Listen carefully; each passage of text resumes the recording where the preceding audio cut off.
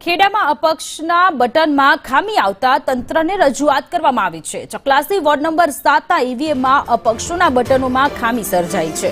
અપક્ષના ઉમેદવારોએ બટનમાં ખામી હોવાનો આક્ષેપ કર્યો છે। ઈવીએમ ખોદકાયું ન હોવાનો ચકાસણી કરતા અધિકારીઓએ દાવો કર્યો છે। અપક્ષ ઉમેદવારે પ્રિસાઇડિંગ અધિકારીને રજૂઆત કરી છે।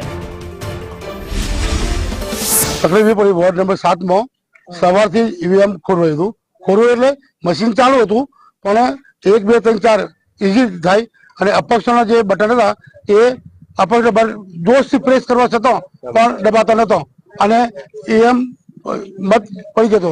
એ કોઈને 1 ચોકડી મળી હોય 2 ચોકડી મળે 4 આપણને જે 4 આપી હોય પણ કોઈ મતદારે લાઈટ ના થાય એટલે કહે બટન દબાઈ જાય। ઈવીએમ ના પહેલા 4 બટન સરળતાથી દબાય છે અને અપક્ષો જે ઉમેદવારી કરી છે એ બટનો ઈવીએમ ની અંદર સરળતાથી દબાવી શકતા નથી। જોરથી પ્રેસ કરવા છતાં પણ ત્યાં આગળ રેડ કલરની લાઇટ થતી નથી અને અહીંયા સ્થાનિક જે વૃદ્ધો અને જે અભણ મતદારો મત કરી રહ્યા છે ત્યાં આગળ એમને કોઈ જાણ થતી નથી।